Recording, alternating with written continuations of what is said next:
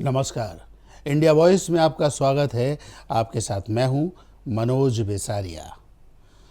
14 अगस्त की रात 12 बजे भारत को आज़ादी मिली और भारतीय स्वतंत्रता अधिनियम 1947 के तहत भारत और पाकिस्तान दो स्वतंत्र राष्ट्र बने। हमें आज़ादी तो मिली, लेकिन हिंदू मुस्लिम भाई भाई जैसे नारों की भी कलई खुल गई। जिन्ना जैसे देशद्रोहियों ने धर्म के आधार पर देश के दो टुकड़े करवा दिए। लाखों लोग विस्थापित हो गए। दंगों की आग इतनी भड़की कि इंसानियत मर गई। केवल एक दूसरे का धर्म पूछकर कत्लेआम होता रहा। एनसीईआरटी यानी राष्ट्रीय शैक्षिक अनुसंधान एवं प्रशिक्षण परिषद ने अपने मॉड्यूल में बताया है कि 1947 के भारत विभाजन के समय हुई सांप्रदायिक हिंसा में कम से कम 6 लाख लोगों की जानें गई थी। इस इतिहास का सबसे बड़ा मानवीय पलायन भी कहा जाता है, जिसमें लगभग 1.5 करोड़ लोग सीमा के दोनों तरफ अपने अपने घर बार छोड़कर शरणार्थी बनने को मजबूर हुए। इस विभाजन के दौरान लाखों परिवार बिछड़ गए और सबसे ज्यादा हिंसा, अपहरण और अत्याचार की घटनाएं महिलाओं के खिलाफ हुई। 14 अगस्त 2021 से हम हर साल विभाजन विभीषिका स्मृति दिवस मनाते हैं। 14 अगस्त को देश विभाजन विभीषिका स्मृति दिवस मना रहा है। इस मौके पर प्रधानमंत्री नरेंद्र मोदी ने विभाजन की त्रासदी को याद करते हुए पीड़ितों के साहस और संघर्ष को नमन किया है। आइए देखते हैं ये रिपोर्ट।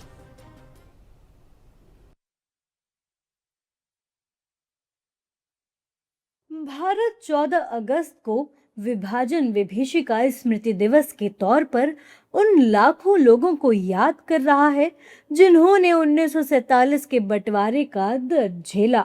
आज देश उन सभी लोगों को श्रद्धांजलि दे रहा है जिन्होंने 1947 के विभाजन के दौरान अपनी जान गंवाई और अकल्पनीय पीड़ा सही। साल 1947 में भारत की आजादी के वक्त देश के बड़े हिस्से ने बंटवारे का दर्द झेला था। करोड़ों लोग बंटवारे की लाइन खींचने के बाद पंजाब और बंगाल यानी अब के पाकिस्तान के विभाजित हुए हिस्से में अपना सब कुछ छोड़कर आजाद भारत आए थे। इस मौके पर प्रधानमंत्री नरेंद्र मोदी ने विभाजन की त्रासदी को याद करते हुए पीड़ितों को नमन किया।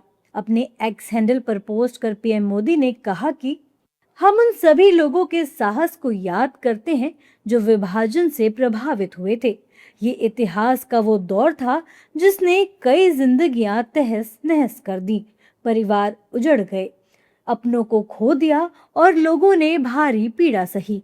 साथ ही इन चुनौतियों से उबरते हुए लोगों ने शून्य से अपनी जिंदगी फिर से बनाई, मुश्किलों को कामयाबी में बदला और देश की तरक्की में बड़ा योगदान दिया। उनकी जीवन यात्राएं हमें इंसानी जज्बे की ताकत की याद दिलाती है। पीएम मोदी ने अपने संदेश में विभाजन से प्रभावित लोगों के साहस को सलाम किया और राष्ट्रीय एकता, सद्भावना और एकजुटता को और मजबूत करने की अपील की।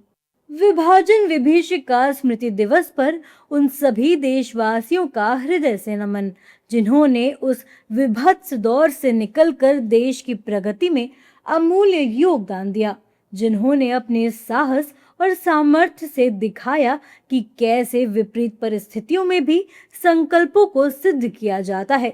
आइए सद्भावना और एकजुटता की राष्ट्रीय भावना को और सशक्त करें। लेकिन प्रधानमंत्री के संदेश के बाद सियासी बयानबाजी भी शुरू हो गई है। कांग्रेस ने बीजेपी और प्रधानमंत्री मोदी पर निशाना साधते हुए विभाजन के मुद्दे को राजनीतिक फायदे के लिए इस्तेमाल करने का आरोप लगाया है। दिन आकर के नाटक और नौटंकी करते हैं। विभीषिका दिवस मनाना या नेगेटिविटी मनाना, ये अपने आप में उस तरीके से है जो लोग रुदाली करते हैं। कांग्रेस पार्टी ने आजादी दिलाई, आजादी दिलाने में सहयोग किया। हमने तो 70 साल कोई विभीषिका दिवस नहीं मनाया। क्यों? क्योंकि हमारे पास विभीषिका नहीं, सृजन का दिवस मनाने का समय था, देश को निर्माण करने का समय था। But what moral rights do Prime Minister have to say about all these bed? It is about Prime Minister should first acknowledge the greatness of, now it's the Independence Day is tomorrow. Prime Minister should acknowledge the great contribution of Congress Party, and he should be magnanimous enough to appreciate the efforts of Mahatma Gandhi, Maulana Abul Kalam Azad, Pandit Jawaharlal Nehru, Subhash Chandra Bose, Sardar Vallabhbhai Patel, B.R. Ambedkar. There's a long list. Let Prime Minister appreciate all of them. यानी जिस दिन देश बंटवारे के पीड़ितों को श्रद्धांजलि दे रहा है, उस दिन विभाजन की विरासत को लेकर बीजेपी और कांग्रेस आमने सामने है। दरअसल प्रधानमंत्री नरेंद्र मोदी ने साल 2021 में 14 अगस्त को विभाजन विभीषिका स्मृति दिवस के तौर पर मनाने की घोषणा की थी। तब से हर साल इस दिन 1947 के विभाजन के दौरान जान गंवाने वालों और विस्थापना का दर्द झेलने वालों को याद किया जाता है। इतिहास के उस दर्दनाक अध्याय को आज 79 साल बाद फिर याद किया जा रहा है। तो देखा आपने, विभाजन का दर्द आज भी लोगों के दिलों में है। वैसे एनसीईआरटी ने कक्षा 6 से 8 और 9 से 12 के छात्रों के लिए विशेष मॉड्यूल जारी किए हैं। इनमें विभाजन के लिए 3 पक्षों को जिम्मेदार ठहराया गया है। पहले, विभाजन की मांग करने वाले मोहम्मद अली जिन्ना को। दूसरा, परिस्थितियों के आगे झुकने वाली कांग्रेस को। और तीसरा, इसे लागू करने वाले लॉर्ड माउंटबेटन को। इसमें देश के पहले प्रधानमंत्री जवाहरलाल नेहरू के उस भाषण को भी शामिल किया गया है जिसमें उन्होंने कहा था कि निरंतर संघर्ष और अराजकता से बचने के लिए विभाजन को स्वीकार करना पड़ा। इस विभाजन ने भारत की एकता को खंडित किया, अर्थव्यवस्था को तबाह किया और जम्मू कश्मीर को एक स्थायी सुरक्षा संकट में डाल दिया। आज इसी विषय पर चर्चा के लिए हमारे साथ हैं राजनीतिक विश्लेषक वेद प्रकाश और वरिष्ठ पत्रकार आलोक गुप्ता। स्वागत है कार्यक्रम में। आलोक जी, पहले आपके पास आना चाहूंगा, कांग्रेस क्यों विरोध कर रही है इस विभाजन विभीषिका दिवस का? देखिए मनोज जी, बताना चाहूंगा कि ये विभाजन विभीषिका का जो कार्यक्रम वो पिछले देखा जाए तो 10-12 सालों में ही, यानी कि 1 दशक में ही शुरू हुआ। इससे पहले ऐसा कोई भी कार्यक्रम देश के अंदर नहीं होता था जी। और खास तौर से जब से देश के अंदर मोदी जी की सरकार आई है, उसके बाद से ही विभाजन विभीषिका को याद किया जाता है। हालांकि सेना जो है इस कार्यक्रम को जरूर बनाती आई है ताकि 1947 की आजादी से एक दिन पहले जो लोग शहीद हुए हैं, जो मारे गए हैं, उनको याद किया जा सके और ऐसे स्वतंत्रता संग्राम सेनानियों को याद किया जा सके जिनके महत्वपूर्ण योगदान के कारण देश को आजादी प्राप्त हुई।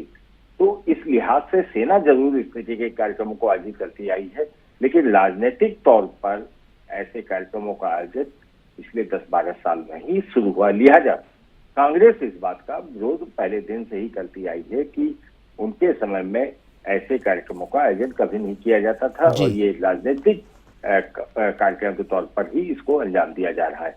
हालांकि शहीदों को श्रद्धांजलि देने की परंपरा स्वतंत्रता दिवस की पूर्व संध्या पर हमेशा रही है और अलग अलग राज्यों में अलग अलग तरीके से इन कार्यक्रमों को किया जाता है। राष्ट्रपति का संदेश, मुख्यमंत्री का संदेश भी एक दिन पहले ही पूर्व संध्या पर प्रसारित होता रहा है। मनोज जी। वेद प्रकाश जी, क्या भारत का विभाजन टाला जा सकता था?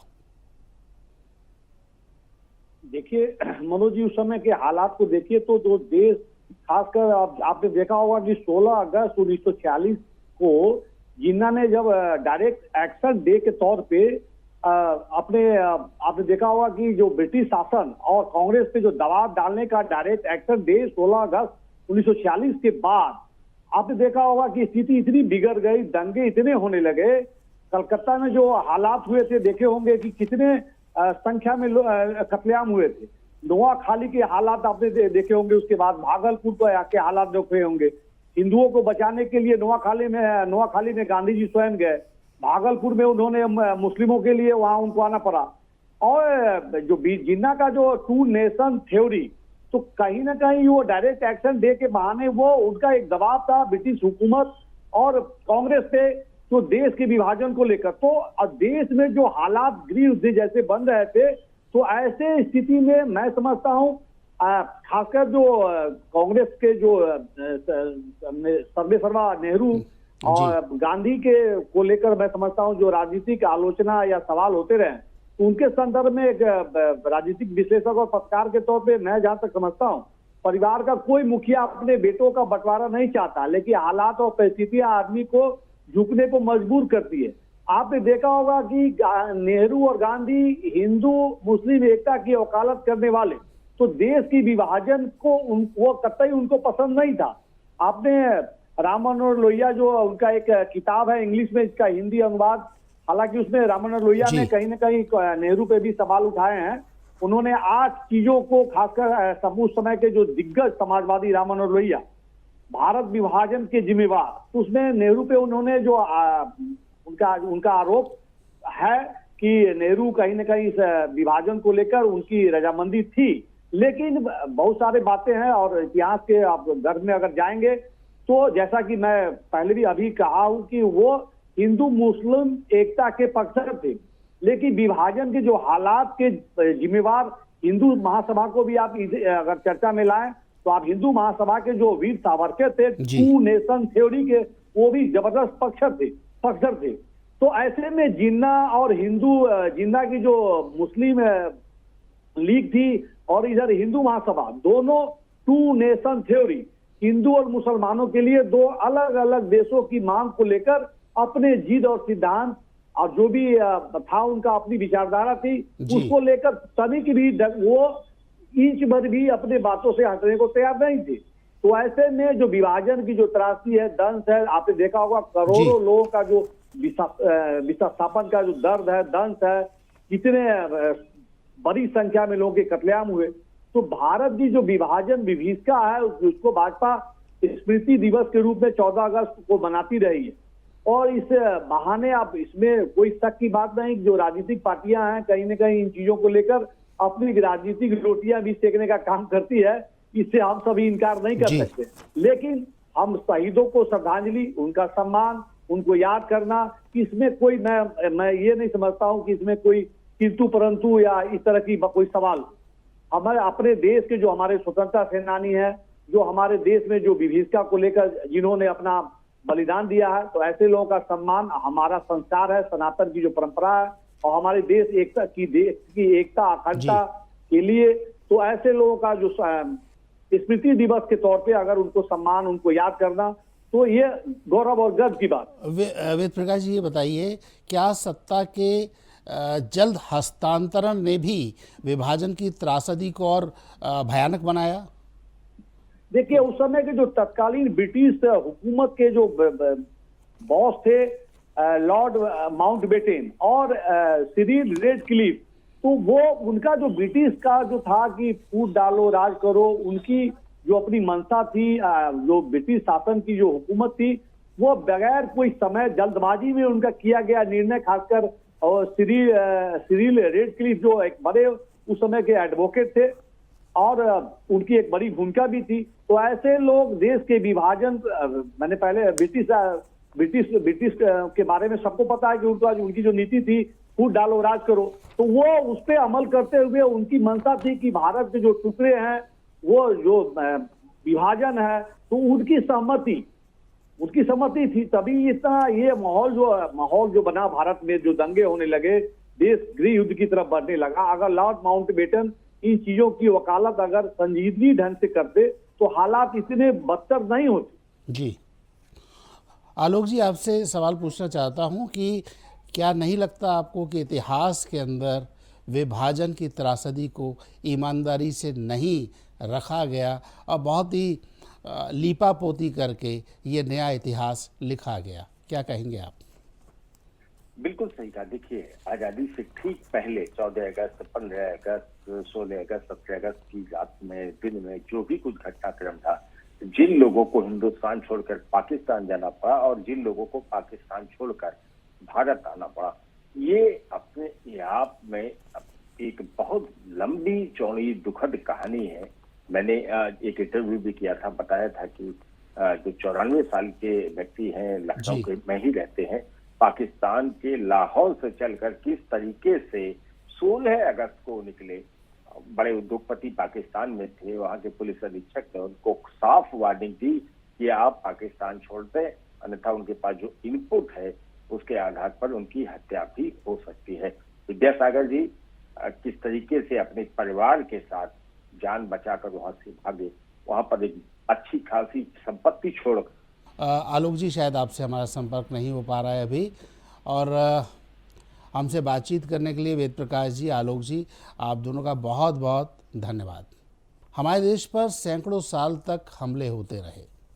बाहरी लोगों ने हमारे धर्म और संस्कृति को बदलने और कुचलने की बहुत कोशिशें की, लेकिन फिर भी हम हर बार और मजबूती से उठ खड़े हुए। देश के लिए कुछ कर गुजरने का हौसला हम सब भारतवासियों में है। इकबाल की ये पंक्तियां आज भी हम पर सटीक बैठती हैं कि कुछ बात है कि हस्ती मिटती नहीं हमारी, कुछ बात है कि हस्ती मिटती नहीं हमारी, सदियों रहा है दुश्मन दौरे ज़मा हमारा।